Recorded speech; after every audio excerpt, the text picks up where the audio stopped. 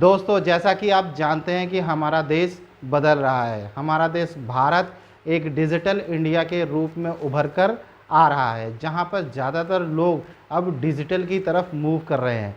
ऐसे में यदि आप ऑफलाइन बिजनेस कर रहे हैं और उसको ऑनलाइन में मूव करना चाहते हैं, तो यहाँ पर एक सवाल उभर करके आता है कि क्या ऑफलाइन बिजनेस सही है कि या फिर ऑनलाइन बिजनेस सही है। क्या हमको ऑनलाइन बिजनेस में जाना चाहिए और इस ऑफलाइन बिजनेस का फ्यूचर क्या है, और साथ ही साथ इस ऑनलाइन बिजनेस का फ्यूचर क्या है। तो आज इस वीडियो में मैं यही बताने वाला हूं कि हमें जो है किस तरीके का बिजनेस करना चाहिए, या तो ऑफलाइन करना चाहिए या फिर ऑनलाइन करना चाहिए। यहाँ मैं रिटेल बिजनेस की बात कर रहा हूँ, यहाँ पर मैन्युफैक्चरिंग बिजनेस के बारे में बात नहीं होने वाली है। तो इस वीडियो में मैंने इस ऑफलाइन और ऑनलाइन बिजनेस को कुछ 10 महत्वपूर्ण पॉइंट्स में डिफ्रेंशिएट किया है और यह बताने की कोशिश की है कि कौन सा बिज़नेस फ्यूचर में टिकेगा और कौन सा बिज़नेस फ्यूचर में बंद हो जाएगा। तो इस वीडियो को पूरा देखिएगा, अंत तक देखिएगा, इसमें बहुत ही महत्वपूर्ण बातें दी हुई हैं। तो फिर ज़्यादा देरी नहीं करते हैं और इस वीडियो की शुरुआत करते हैं। मैं धर्मेंद्र कुमार आपका स्वागत करता हूं अपने चैनल व्यापार अनलॉक पर, जहां पर हम बात करते हैं बिज़नेस और पैसा कमाने से संबंधित चीज़ों पर। और हाँ, यदि आप हमारे चैनल पर पहली बार आए हैं तो चैनल को सब्सक्राइब करना ना भूलिएगा, साथ ही साथ बेल आइकन को हिट कर दीजिएगा, जिससे आपको व्यापार से संबंधित वीडियो मिलती रहे। तो फिर चलिए इस वीडियो की शुरुआत करते हैं।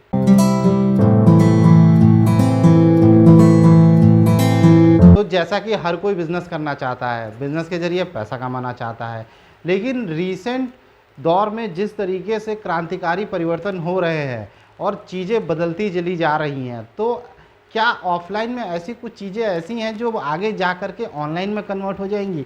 क्या आगे जा कर के एक ऑफलाइन बिज़नेस जो है बंद हो जाएंगे? क्योंकि आपने रिसेंटली देखा होगा बहुत सारी चीज़ें हो रही हैं। मॉल्स में वॉक इन कम होते चले जा रहे हैं, लोकल शॉप्स में उतनी सेल नहीं आ रही है। क्या लोग ज़्यादा ऑनलाइन शॉपिंग कर रहे हैं? तो क्या हमें ऑफलाइन बिज़नेस ही करना चाहिए? क्या फ्यूचर में ऑफलाइन बिज़नेस बंद हो जाएगा? तो इन्हीं सब डाउट्स को दूर करने के लिए मैंने इस वीडियो को बनाया है, और जिनको मैंने कुछ 10 पॉइंट्स में डिवाइड किया है, जिसमें पहला पॉइंट है जो है रीच मतलब पहुंच।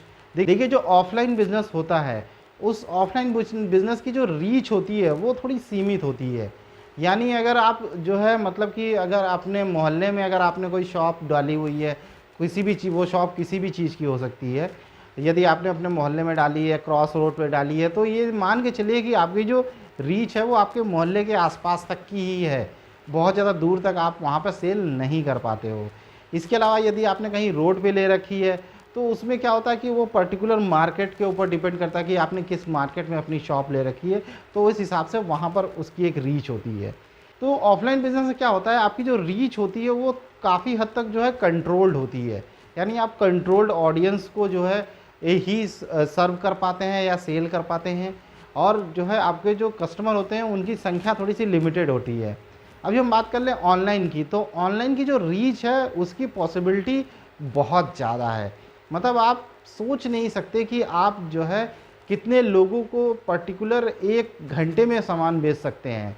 यानी यदि आप जो है कोई मान लीजिए आप टॉवेल बेचते हैं, ठीक है, या हैंडलूम के सामान बेचते हैं, तो अगर आपने कोई शॉप ले रखी है उसी जगह, यदि आप ऑनलाइन जैसे फ्लिपकार्ट या जो है आपके अमेज़ॉन जैसे प्लेटफॉर्म के ज़रिए सेल करते हैं, तो आप पूरे ऑल ओवर इंडिया में जो है सेल कर सकते हैं। तो यहाँ पर एक अपॉर्चुनिटी होती है कि आप यहाँ पर मतलब चुटकियों में ही जो है बहुत ढेर सारी सेल कर सकते हो, एक अच्छी इनकम कमा सकते हैं। तो ऐसे मामले में जो ऑनलाइन है वह यहाँ पर ऑफलाइन से थोड़ा सा बेहतर साबित होता है। अब मैं दूसरे पॉइंट की बात कर लेता हूँ। दूसरा पॉइंट है कॉस्ट। देखिए, जो ऑफलाइन बिजनेस होता है उसको सेटअप करने के लिए आपको एक अच्छी खासी कॉस्ट देनी पड़ती है। यानी तकरीबन मान के चलिए कि अगर आपको छोटी सी भी शॉप या दुकान खोलनी है, तो वहाँ पर आपको इनिशियल 50-60 हज़ार रुपये का आपको शॉप में इन्वेस्टमेंट करना ही पड़ता है, अगर आपको ठीक ठाक सेल निकालनी है। ये मैंने बहुत ही मिनिमम की बात करी, जहाँ पर आपसे आपका काम चल जाता है। अदरवाइज़ आपको कम से कम 2 लाख रुपए का इन्वेस्टमेंट करना ही पड़ता है। आपको अपनी शॉप को डेकोरेट करने में, वहाँ की सेल्फ बनाने में, काउंटर बनाने में और सारी चीज़ों को अरेंज करने में, आपको कुछ फर्नीचर फिक्सर, उसके बाद फिर कहीं स्टॉक की बारी आती है, तो कुछ इनिशियल कॉस्ट जो होती है वह 2-2.5 लाख रुपए की एक ऑफलाइन बिज़नेस में जो है लगती ही लगती है। लेकिन अगर उसी के अपोज़िट हम ऑनलाइन बिज़नेस की बात करें तो यहाँ पर जो स्टार्टिंग कॉस्ट है वो बहुत कम होती है, क्योंकि यहाँ पर ये बिज़नेस को आप अपने घर से स्टार्ट कर सकते हो। तो यहाँ पर इसके अलावा आपको अपने जो भी आप बिज़नेस स्टार्ट कर रहे हो उसको सजाने की तो कोई ज़रूरत है नहीं। मान लीजिए आप हैंडलूम के आइटम ऑनलाइन सेल करते हैं, तो उसके लिए आपको घर पे तो रैक्स वैक्स रखनी है नहीं, या सजा के तो रखना है नहीं, आप चाहे जैसे फेंक दो। आपको तो डिस्प्ले जो है वेबसाइट पे करना है, वहाँ पे फ़ोटोज़ लगनी है। तो इस वजह से आपकी जो स्टोरेज में जो कॉस्ट लगने वाली है, डिस्प्ले में जो कॉस्ट लगने वाली, वो यहाँ पर नहीं लगती है। आपको यहाँ पर सिर्फ रॉ मटेरियल की ही कॉस्ट बेयर करनी पड़ती है।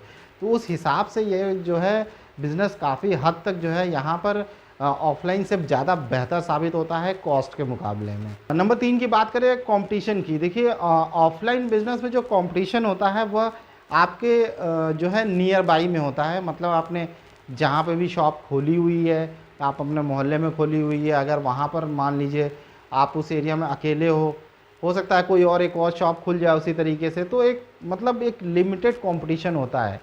अगर आप कोई बड़ी मार्केट में हो तो वहाँ पर जो है मतलब क्या होगा कि वहाँ पे भी दुकानें होंगी, लेकिन वहाँ पर भी एक लिमिटेड कंपटीशन होता है।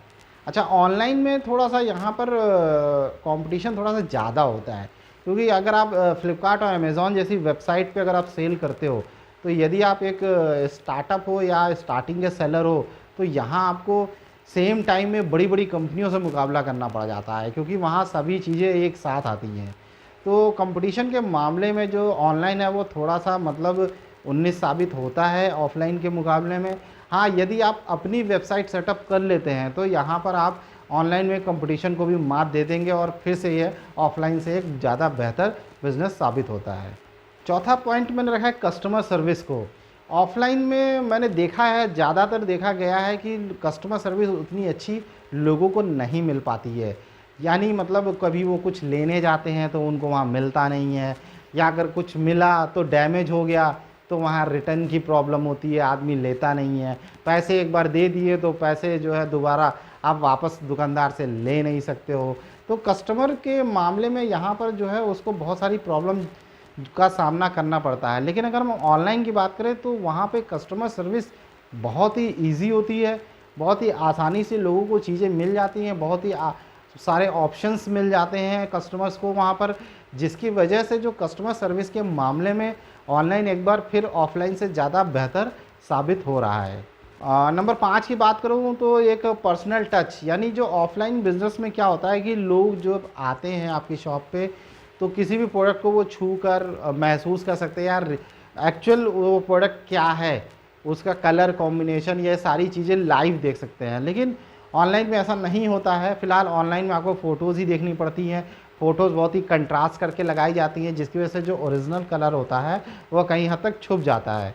तो ऐसे मामले में थोड़ा-सा ऑफ़लाइन जो है यहाँ पर ऑनलाइन के से जो है 20 पड़ता है, और यहाँ पर जो है ऑफ़लाइन ज़्यादा अच्छा काम करता है। अब हम मार्केटिंग की बात करें जो है, तो ऑफ़लाइन में क्या होता है कि ऑफ़लाइन में यदि आपका कोई सेटअप है, शॉप है, तो उसको मार्केट करने के लिए आपके पास कुछ 1-2 ऑप्शन ही मिलते हैं।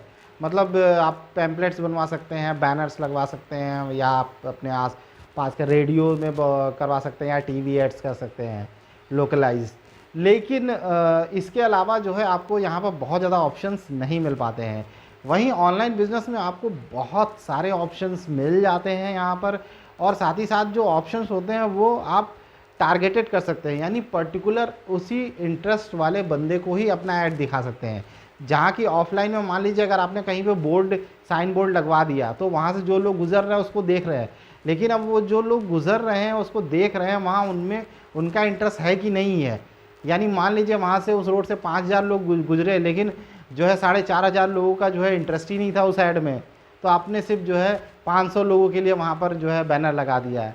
वही चीज़ जो ऑनलाइन में क्या होती है कि ऑनलाइन में पर्टिकुलर जो बायर इंटरेस्टेड है उसी के ही आपको पैसे देने पड़ते हैं। यानी जो 500 लोग अगर आपके ऐड देखने, अगर 1000 लोग हैं देख रहे हैं, पर पर्टिकुलरली जो है 100 लोग वहाँ पर ऐड देखने आते हैं, तो उन्हीं के आपके पैसे आपको देने पड़ते हैं। तो ऐसे में जो है ऑनलाइन बिज़नेस जो होता है वो ऑफ़लाइन से थोड़ा सा ऊपर साबित होता है। अब मैं बात कर लेता हूँ 7वें पॉइंट की, जो है पेमेंट ऑप्शंस। देखिए ऑफलाइन बिजनेस में क्या होता है कि जो कस्टमर्स को जो पेमेंट ऑप्शन थोड़ी सी लिमिटेड मिलती है, यानी वो जो है कैश पेमेंट कर सकता है या फिर आजकल स्कैन के ज़रिए जो है ऑनलाइन ट्रांजेक्शन कर लेता है। पहले तो कैश का ही ऑप्शन होता था। तो अगर हम ऑनलाइन की बात करें तो यहाँ पर आपको मल्टीपल जो है ऑप्शंस मिल जाते हैं।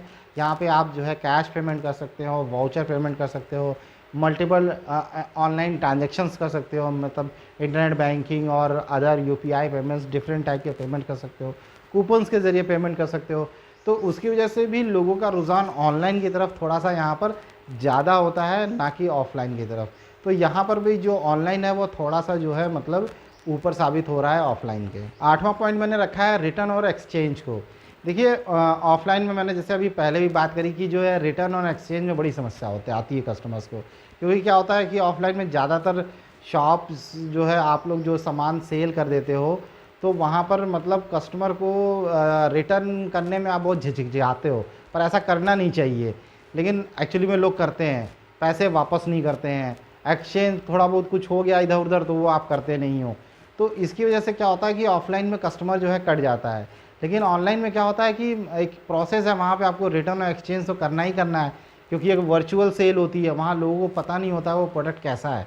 तो ऐसे में क्या होता है कि अगर वर्चुअल कोई सामान खरीद रहा है कोई कस्टमर, तो जब वो उसके हाथ में आता है तो उसके पास ऑप्शन होता है कि वो उसको पसंद कर रहा है कि नहीं पसंद कर रहा है।